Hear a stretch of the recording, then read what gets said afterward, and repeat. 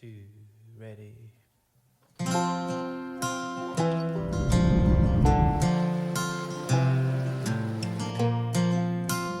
My life's been kind of nuts the last week.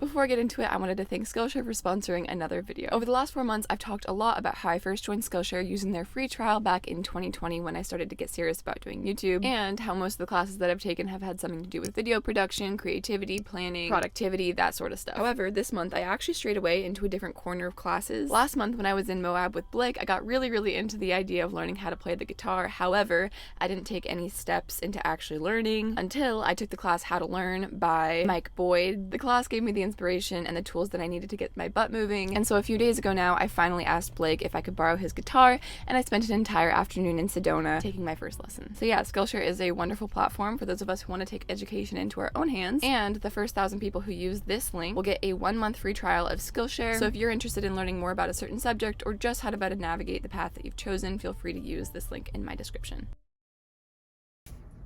Greetings. So I'm currently in Sedona. I left the cactus forest that I've been at for the last week this morning. I ended up running kind of late. I don't know what I was running late from, my own expectations, I guess, but in my head I was running late, and so I just woke up, got all ready, said goodbye to my friend, and got on the road. And now I'm in Sedona. I'm here for a few different reasons. My faucet, this one's broken. My new faucet is arriving in the mail the day after tomorrow in Sedona, so I need to be here for that. I also happen to have a bunch of friends here, which never ever happens to me, but I have friends in Sedona, so I'm probably going to see them at some point. And I also, what was the other reason? Oh, I really want water. I haven't seen a body of water in over a month, and that's all I want in my life. Like, I don't care about anything else right now. I just want a river. I just want a river. On this first day in Sedona, I decided I'd probably be more productive if I had a chance to slow down first away from people, so I mapped myself to a swimming hole and started driving.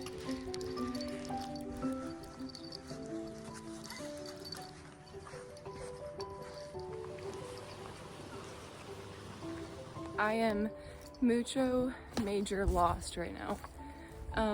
That's okay. I don't mind being lost. I went to Slide Rock State Park to try to, I don't know, enjoy the river there, but the river area isn't dog friendly, and so now we're here. And honestly, this is way less crowded anyway, so I'm pleasantly surprised.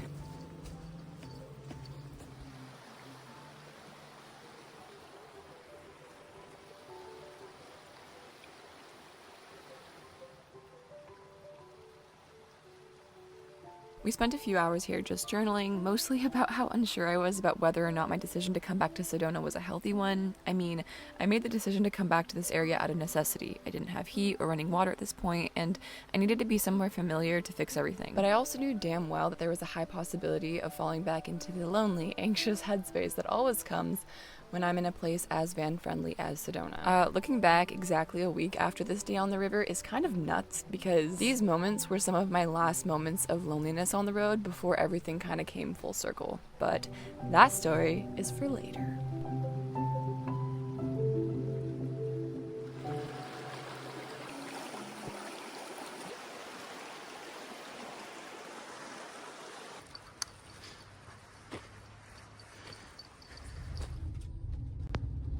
This evening I ran around doing chores. I drove into the nearby town of Cottonwood to take a sorta hot shower at the Planet Fitness. I ran to the Safeway next door to get some groceries. I filled both my gas and my diesel tanks to the brim, and by the time that all of that was done, I found myself driving in pitch black, arriving back at the Forest Service road I called home for over a month last year.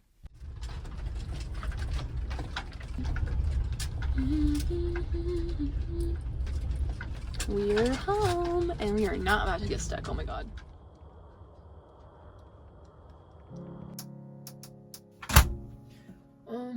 I think I'm just gonna make oatmeal because that's the easiest thing to do right now.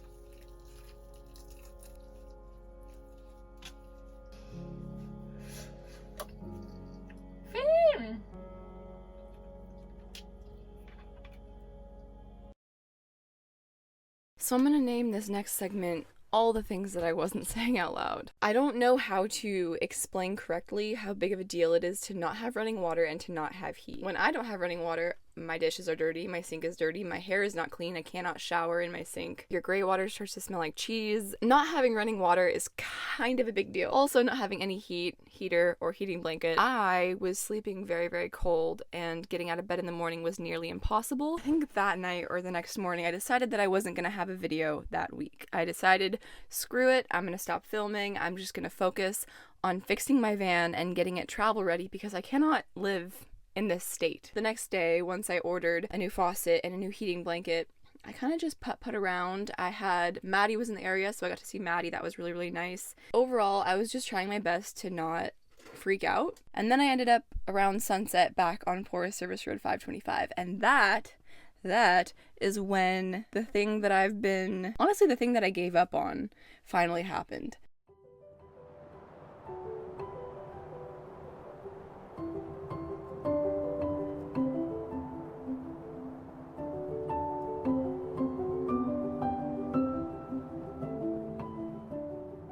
I've talked before about how I expected the van life to kind of be the kind of thing where when you pull up on BLM land with other van lifers, I expected to just be able to get out and make friends. And that never, ever has ever happened. But on this evening, I went on a walk with Finn, and I was parked next to like 2 vans. And when I came back from the walk, there was 2 guys outside of their vans next to mine. And one of them called over and he was like, "Is your dog friendly?" I looked at him, and he had a pit bull, and I was like, "Is your dog friendly?" And he goes, "Oh, Scott? Yeah, he's totally friendly." And so I brought Finn over, and he was able to meet Scott. They invited me over for a campfire that night, which was wild.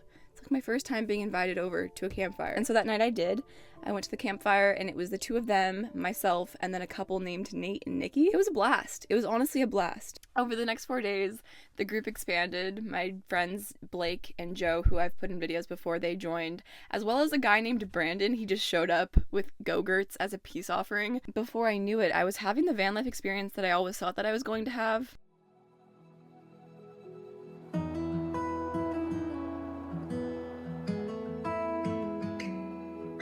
Red Dragon to Tiny Sparrow McGee, we are ready to roll. Ready to rumble.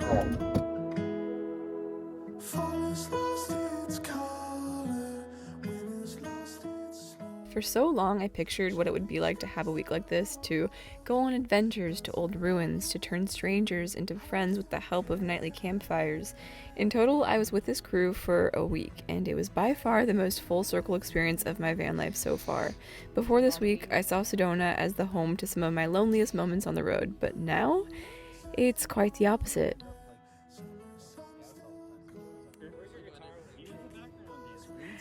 We need a drum circle.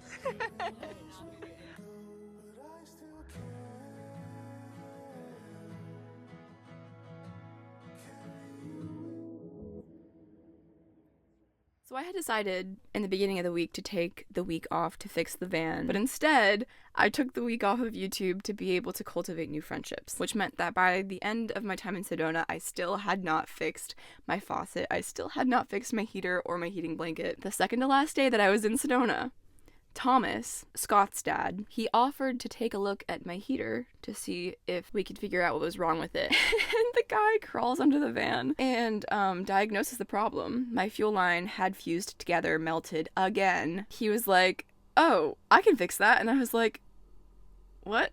Turns out the guy had all the tools and extra fuel line in his van. And so the next day, we spent 4 hours. He spent 4 hours under my van, not only fixing the fuel line, but also tinkering with everything under there to make it safer. Also, the morning that he left, I'm gonna cry thinking about this. Also, the morning that he left Sedona, he helped me replace my faucet. I still don't know if he understands how big of a deal it is that he was able to help me with all of this, but Thomas is a decent dude. That's for sure. After 5 days with the crew, I said what I thought was a goodbye for the month. I wandered around Sedona for a day and a half, unsure of my next destination, and not really ready to be totally and completely alone all over again. On my second morning, I got a text that the whole crew was in Quartzsite, and it took me about 30 seconds to decide to drive to meet them. I spent the next 3 days with my small group of friends, and yesterday I finally felt ready to venture off alone again. Well, I didn't go all that far. I was about a half mile from my friends on this evening, but baby steps. Welcome to Quarticle Particle, or as other people call it, Quartzsite. I'm gonna attempt a mellow end to this video. I know that this video has kind of been a heavy one. It's one of those stories that I feel like I had to do for me. Like these are the weeks that I'm gonna want to remember when I'm 80. I'm gonna want to look back at the people. I'm gonna want to look back at the ridiculous memories. Yeah, it was important for me, so I did it. This is actually my first day on my own again, and it's a little bit weird, but I'm keeping myself busy and I'm just enjoying these sunsets, so it ain't too bad. Let's just put it that way. Although now I have to make myself dinner for like the first time in a few days, and that is a little bit weird, but let's do that. It's dark in here. I'm in pain. I have a spider bite. I thought that I fractured my elbow or something because it hurt that bad, but then I realized that I never slammed my elbow on anything, and there is a puncture wound. I drew a line around it to make sure that it didn't spread, and it hasn't spread, thankfully, but it still hurts like a mother when I touch it to anything. Anyways, I'm gonna make dinner now. What am I gonna do? Do I even have food? Okay.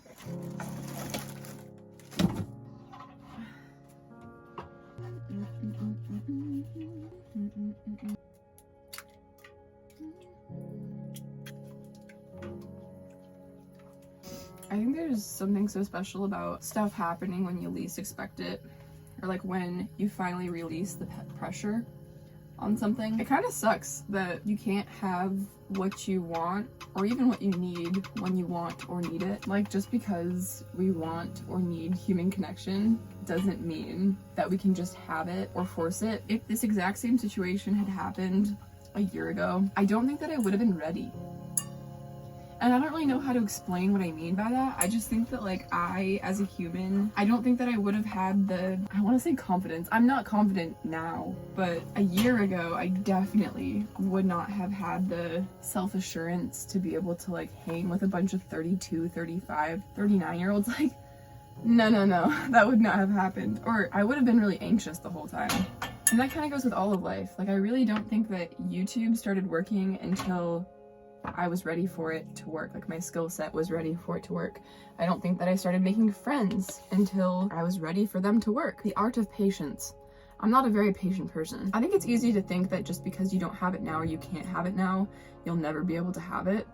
And I have a really hard time, like, telling myself it's okay. You can have it. It's just gonna take like a decade. You know what I mean? Anyways. Okay. Oh, I make good eggs. I got a text. Wow, that's really sad. I got a text from my friends and I'm not with them. What the hell is wrong with me right now? Why am I crying? Oh gosh. That wasn't supposed to happen. This is a happy cry, by the way. Zoink Scoob. I feel like I've done like a really bad job of explaining like how much this week has meant for me. I feel like the people who've been here from the beginning will understand. If you've been here since last year, like if you've watched all the videos from 2021 up until now, like you'll know that this is a big deal. And if you're new, you're probably gonna be like, wow, this girl's just crying because so many good things are happening to her. Why is she so spoiled or something? I don't know why why would I think that about myself? I'm gonna stop now. Anyways, I guess when things go well, they go really well. I've always kind of thought that things, like everything happens for a reason. Like when I was in my first accident when I was 18, I was hit by a car and my Prius flipped over and I wasn't hurt at all. And when I walked away from it, I remember thinking like, that happened for a reason. Like nobody got hurt. Afterwards, I was such a better driver. Like I understood mortality. Like I do see that as a good thing that happened. And I think my faucet and my heater breaking, like If those two things hadn't broken, I would not have come back to Sedona, and I would not have made all those friends.